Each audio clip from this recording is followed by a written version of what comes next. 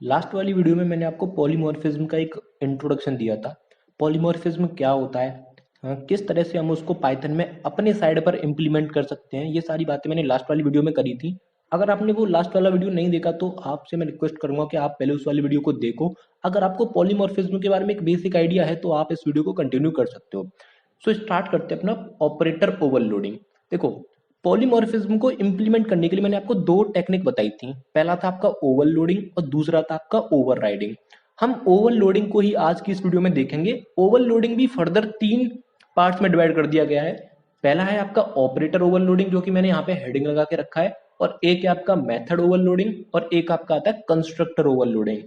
One by one हम इन सबको एक सेपरेट वीडियो में डिस्कस करते जाएंगे। आज की जो हमारी वीडियो वो पूरी की पूरी डेडिकेटेड होने वाली है ऑपरेटर ओवरलोडिंग के लिए।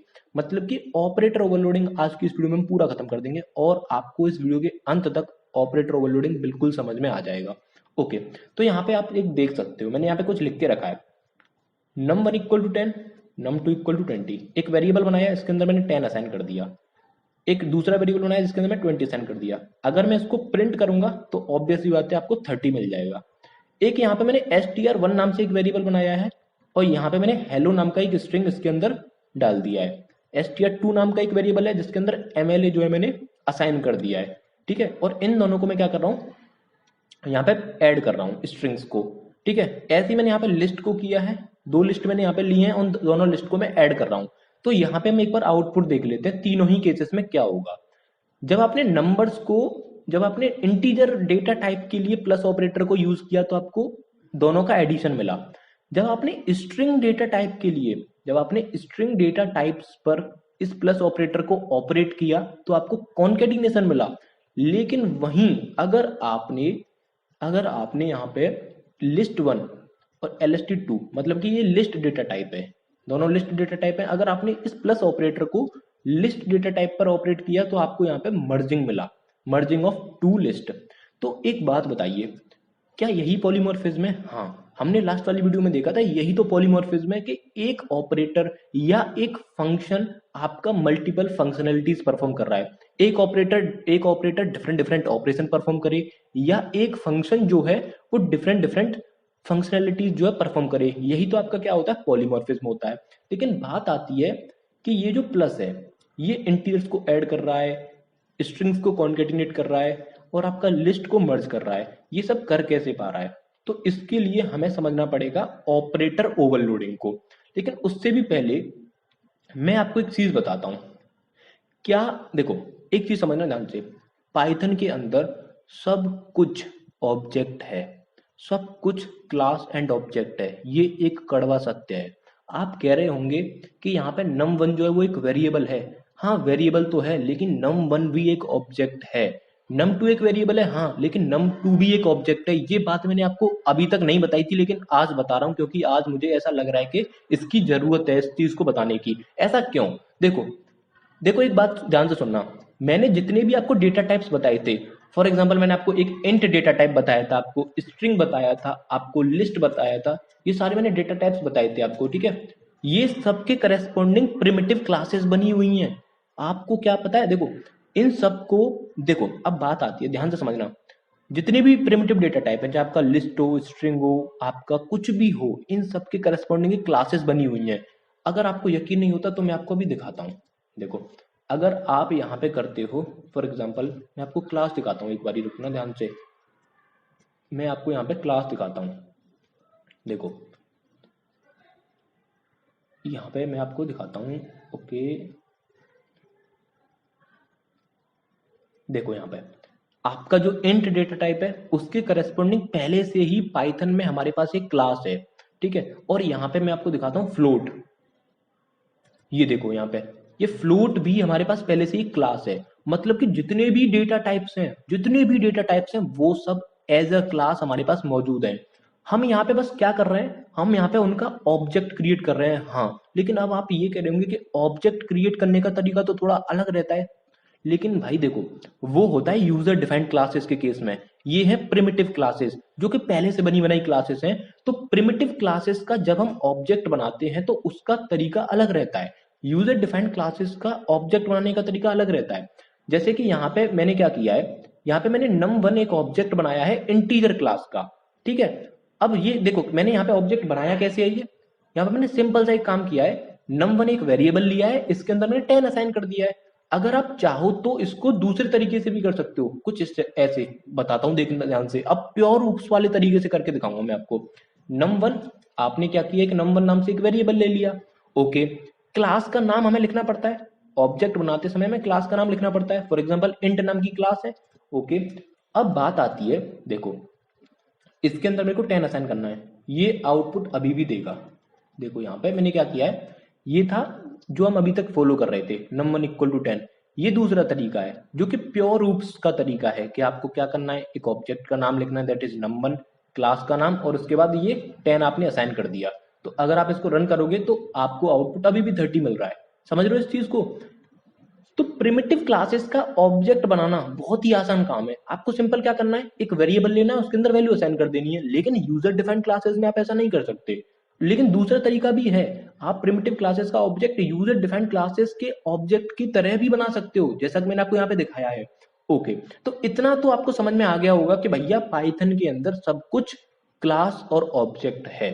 अब बात आती है कि भाई एक बात बताओ, हमने यहाँ पे प्रिमिटिव क्लासेस का ऑब्जेक्ट बनाया num1 num2, हमने यहाँ पे प्रिमिटिव क्लासेस का ऑब्जेक्ट बनाया str1 str2, हमने यहाँ पे primitive class that is list class उसका ऑब्जेक्ट बनाया lst1 lst2। इन सब पे ये प्लस ऑपरेटर काम कर रहा है, काम कर रहा है, देख पा रहे हो आप सब। लेकिन क्या ये यूजर डिफाइंड क्लास के ऑब्जेक्ट पर भी काम करेगा? चलो देख लेते हैं फटाफट से। मैं एक क्लास बनाता हूँ यहाँ पे, क्लास ए, ओके। उसके बाद इसके अंदर मैं एक कंस्ट्रक्टर रख लेता हूँ इनिट अंडरस्कोर अंडरस्कोर, और उसके अंदर मेरे को सेल्फ पास करना पड़ेगा, और एक मैं यहाँ पे इंस्टेंस एट्रीब्यूट बनाऊंगा जिसकी वैल्यू मैं यूजर से लूंगा, self dot X is equal to X. तो यहाँ पे इंस्टेंस एट्रीब्यूट क्या है, एक्स, और ये एक्स तो आपका क्या है यहाँ पे पैरामीटर है, आप इसकी वैल्यू ए भी रख सकते हो, बी भी रख सकते हो, कुछ भी रख सकते हो, ठीक है, ओके। उसके बाद क्या करना है मेरे को यहाँ पे, उसके बाद मैं यहाँ पे क्या करता हूँ, इस क्लास का एक ऑब्जेक्ट बनाता हूँ, क्लास ए का एक ऑब्जेक्ट बनाता हूँ। और ऑब्जेक्ट हम किस तरीके से बनाएंगे यूजर डिफाइंड क्लास का, सिंपल क्लास का नाम, ये जो यहाँ पे लिखा हुआ है क्लास का नाम, एंड देन यहाँ पे इसके अंदर वैल्यू पास कर देंगे, ठीक है। तो मैंने बनाया ए, एक ऑब्जेक्ट है ए क्लास का, और यहाँ पे मैंने पास कर देता हूँ फॉर एग्जाम्पल 10 ही पास कर देता हूँ। एक और ऑब्जेक्ट बनाता हूँ मैं बी, इसके अंदर मैं 20 पास कर देता हूँ। अब मैं क्या करने वाला हूँ, ध्यान से देखना, ए प्लस बी करता हूँ, और अब आपको मिलेगा एक बड़ा सा एरर, यहाँ पे देख सकते हो आप एरर। तो कंक्लूड मैं करना चाहता हूँ कुछ चीजों को यहाँ पे, उसके बाद हम आगे बढ़ेंगे। हमने क्या देखा, पाइथन के अंदर सब कुछ ऑब्जेक्ट है, ठीक है। आप अगर यहाँ पे num2 इक्वल टू 20 कर रहे हो तो यहाँ पर भी आप ऑब्जेक्ट बना रहे हो, लेकिन थोड़ा सा तरीका कैजुअल है आपके ऑब्जेक्ट बनाने का। क्यों? क्योंकि ये जो है ना, कुछ देखो आपके पास प्रिमिटिव क्लासेस होती हैं और यूजर डिफाइंड क्लासेस होती हैं। जितने भी डेटा टाइप्स हैं उनके करस्पॉन्डिंग क्या है, क्लासेस बनी हुई हैं। तो यहाँ पे मैंने num2 इक्वल टू 20 किया, तो मैंने इंटीजर क्लास का एक ऑब्जेक्ट बनाया जिसका नाम num2 है, सिंपल। यहाँ पे मैं प्लस ऑपरेटर को लगा पा रहा हूँ, यहाँ पर मैं स्ट्रिंग क्लासेस के ऑब्जेक्ट पर प्लस ऑपरेटर को एप्लीकेबल अप्लाई कर पा रहा हूँ। लिस्ट क्लास के ऑब्जेक्ट पर दैट इज lst1 और lst2, उन पर भी मैं प्लस ऑपरेटर को ऑपरेट कर पा रहा हूँ। लेकिन यहाँ क्या इसको प्रॉब्लम होगी भाई, यहाँ पे ये क्लास ए है जो कि मैंने खुद बनाई है, और इस क्लास का एक ऑब्जेक्ट है दैट इज ए और एक ऑब्जेक्ट है बी, यहाँ पर ये काम नहीं कर रहा। ऐसा क्यों? इस चीज को पढ़ने के लिए हमें पढ़ना पड़ेगा ऑपरेटर ओवरलोडिंग। अब ऑपरेटर ओवरलोडिंग से भी पहले एक चीज आती है आपकी मैजिक मेथड्स, मैजिक मेथड्स जिनको आप डंडर मेथड्स भी बोलते हो, ठीक है, मैजिक मेथड जिनको आप डंडर मेथड भी बोलते हो। अब ध्यान से समझना हुआ क्या है, इन सब क्लासेस ने, देखो एक बार मैजिक मेथड पे थोड़ा सा और चर्चा कर लेता हूं। जितने भी ऑपरेटर हैं, चाहे आपका प्लस हो, चाहे आपका माइनस हो, चाहे आपका वो डिवीजन हो, चाहे वो आपका सॉरी डिवीजन हो गया, चाहे वो आपका मल्टीप्लीकेशन हो, जितने भी ऑपरेटर हैं इन सब के करेस्पॉन्डिंग आपके पास मैजिक मेथड होते हैं। प्लस के लिए एक मैजिक मेथड होता है underscore underscore add underscore underscore, इसके अंदर दो पैरामीटर आते हैं, एक सेल्फ और एक आपका अदर, ठीक है। देखो थोड़ा सा पेशेंस रखिए, सब कुछ जो है समझ में आएगा। वैसे ही आपका माइनस के लिए क्या होता है, अंडरस्कोर अंडरस्कोर सब underscore underscore self comma other, ठीक है, सेल्फ कॉमा अदर। तो ये जो है ना, ये आपका क्या है, सब्ट्रैक्शन के लिए है, वैसे डिवीजन के लिए होता है। मैं इसको फटाफट से कॉपी कर देता हूँ, कंट्रोल V, कंट्रोल V, ठीक है। और यहाँ पे डिव के लिए आपको करना पड़ेगा डिव, और मल्टीप्लीकेशन के लिए आपको करना पड़ेगा मल। अब ध्यान से देखना एक बात, जितने भी ऑपरेटर हैं उन सबके करस्पॉन्डिंग मैजिक मेथड अवेलेबल हैं। अब इन मैजिक मेथड से हमें क्या लेना देना, ऑपरेटर ओवरलोडिंग का क्या संबंध है मैजिक मेथड से, ये हमें समझना है। तो ध्यान से समझना। अब मैं यहाँ पे एक आपको चीज दिखाता हूँ, ध्यान से समझना। यहाँ पे मैं क्या कर रहा हूँ, num1 प्लस num2 को ऐड कर रहा हूँ कुछ इस तरह से। अब मैं ऊप्स के थ्रू इसको ऐड करने की कोशिश करूंगा। अगर मैं यहाँ पे लिखता हूँ print num1 dot underscore underscore add, उसके बाद इधर मैं num2 को पास कर देता हूँ, तो भी आपको आउटपुट 30 ही मिलेगा। ऐसा क्यों, इन सबको मैं अभी के लिए कमेंट कर देता हूँ जिससे कि ये रन ना हो, ठीक है। तो देखो अभी भी आपको आउटपुट कितना मिला, 30। ऐसा क्यों, देखो ध्यान से सुनना जो मैं बोलने जा रहा हूँ। जितनी भी प्रिमिटिव क्लासेस हैं, चाहे वो आपका इंट हो, चाहे वो आपका स्ट्रिंग हो, चाहे वो आपका लिस्ट हो, जितनी भी प्रिमिटिव क्लासेस हैं उन सब ने प्लस ऑपरेटर को ओवरलोड करके रखा हुआ है। ये जो प्लस ऑपरेटर है इसको उन्होंने क्या करके रखा है, ओवरलोड करके रखा हुआ है। अब ऑपरेटर को ओवरलोड करने के लिए हमें क्या करना पड़ता है, इन मैजिक मेथड्स का यूज करना पड़ता है। अब किस तरह से हम इनका यूज करेंगे, अगर आप चाहते हो कि इस प्लस ऑपरेटर को मेरे को ओवरलोड करना है तो आपको क्या करना पड़ेगा, इस मैजिक मेथड को यूज करना पड़ेगा कुछ इस तरह से। मैं आपको दिखा देता हूं। अगर अब आप यहाँ पे क्लास के जाओ, अगर आप यहाँ पे इंट क्लास के अंदर जाओगे ना, इंट क्लास के अंदर अगर आप यहाँ पे जाओगे इंट क्लास के अंदर, तो देखो इंट क्लास के अंदर सीधी सी बात है, बहुत सारे मेथड्स होंगे, बहुत सारे एट्रीब्यूट्स होंगे। तो यहाँ पे आपको एक मेथड दिखाई देगा, देखो ये रहा underscore underscore add underscore underscore सब। देखो इसने क्या किया, सारे के सारे मेथड्स को अपने अंदर राइट करके रखा है। सिमिलरली अगर आप लिस्ट क्लास के अंदर जाओगे ना, अगर आप लिस्ट क्लास के अंदर जाओगे तो भी आपको क्या ये मिल जाएगा। मतलब कि हर एक क्लास ने इस मैजिक मेथड को ओवरलोड करके सॉरी अपने अंदर लिख के रखा है। इसी को हम, और यही क्या होता है आपका ऑपरेटर ओवरलोडिंग होता है। और अगर मैं यहाँ पे क्या कर दूं, अपनी इस क्लास के अंदर, अपनी इस क्लास के अंदर मैं इस मेथड को राइट कर दूं कुछ इस तरह से। अभी आपको मैंने बताया था इसके अंदर दो पैरामीटर आते हैं, एक सेल्फ और एक अदर। ये सेल्फ और अदर क्या है मैं आपको भी समझाता हूँ, थोड़ा सा मेरे को टाइम दीजिए। और अब मेरे को यहाँ पे क्या करना है, return self dot x plus other dot x. अब ध्यान से देखना आपको, अगर मैं अब अपने इस क्लास ए का मैंने ऑब्जेक्ट बनाया that is small A, class ए का एक और ऑब्जेक्ट बनाया दैट इज स्मॉल बी। अब मैं इन दोनों को ऐड करूंगा तो अब मेरे को आउटपुट 30 मिल जाएगा। और तब तक के लिए मैं इसको कमेंट कर देता हूँ। तो देखो यहाँ पे ये आपको आउटपुट 30 मिल गया। अब ऐसा मैंने क्या कर दिया कि मेरा यहाँ पे काम हो गया, इस चीज को हमें समझना है। अब ध्यान से समझना एक चीज और, यहाँ पे मैंने क्या किया है, class A that is user defined class, इसके अंदर मैंने जो प्लस ऑपरेटर है उसके करस्पॉन्डिंग जो मैजिक मेथड है that is underscore underscore add, इसको मैंने अपनी क्लास के अंदर ओवरराइड कर दिया है। ओवरराइड करने का मतलब आप अभी ऐसा सोचिए कि मैंने इसको अपनी क्लास के अंदर लिख दिया है कुछ इस तरह से। मैंने यहाँ पे लिखा और इसके अंदर इसका डेफिनेशन दे दिया। अब मतलब बिहाइंड द सीन काम कैसे हो रहा है ये भी हमें समझना है।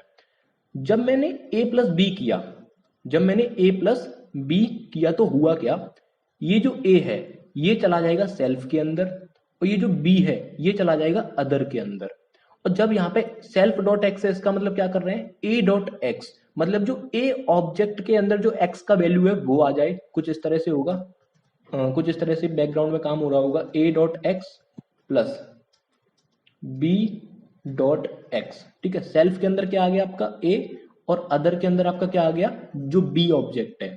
अब आप सब लोगों को पता है a डॉट एक्स मतलब कि a के अंदर क्या वैल्यू रखी हुई है 10, प्लस b डॉट एक्स मतलब b के अंदर क्या वैल्यू रखी हुई है 20। तो आपको आउटपुट क्या मिल रहा है, यहाँ पे आपको आउटपुट मिल रहा है 30। तो इस तरह से आप जो है प्लस ऑपरेटर को यूजर डिफाइंड क्लास के अंदर भी क्या कर सकते हो, ओवरलोड कर सकते हो। तो कंक्लूड अगर मैं करूं तो किसी भी ऑपरेटर को ओवरलोड करने के लिए, सीधी सी बात है, इस बात को जरा ध्यान से सुनना, किसी भी ऑपरेटर को ओवरलोड करने के लिए आपको क्या करना पड़ता है, उसके करस्पॉन्डिंग जो मैजिक मेथड है जिसको हम डंडर मेथड भी बोल रहे हैं, उसको हमें अपनी क्लास के अंदर ओवरराइड करना पड़ता है। यही कारण है कि जितने भी आपके क्या है इंटीजर्स हैं उनको ऐड करने पे हमें एडिशन परफॉर्म होता है, जितने भी स्ट्रिंग्स को अगर आप ऐड करोगे, अगर आप इस प्लस ऑपरेटर को स्ट्रिंग्स पर अप्लाई करोगे तो आपको कॉन्केटिनेशन मिलेगा, क्योंकि इसने इसको ओवरराइड करके रखा है, किसको, प्लस ऑपरेटर का जो मैजिक मेथड है।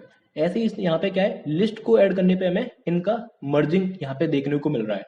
क्यों? क्योंकि लिस्ट ने क्या, जो लिस्ट क्लास है उसके अंदर क्या हो रहा है, इस प्लस ऑपरेटर है इसका जो मैजिक मेथड है उसको ओवरराइड करके रखा हुआ है। तो इस तरह से आपका यहाँ पे क्या हो रहा है, ऑपरेटर ओवरलोडिंग काम कर रहा है। इसके करज आप जो है इन सबको भी ट्राई कर सकते हो, सब, डिव और आपका मल, इन सब मैजिक मेथड को भी ट्राई कर सकते हो। मैंने यहाँ पे सेल्फ और अदर के बारे में भी आपको बता दिया है। आई होप आपको ये भी समझ में आया होगा कि पाइथन के अंदर सब कुछ ऑब्जेक्ट होता है। अगर आपको वीडियो थोड़ा सा भी अच्छा लगा हो तो प्लीज वीडियो को लाइक कर देना। बाकी मिलते हैं नेक्स्ट वीडियो में, तब तक के लिए टाटा बाय बाय।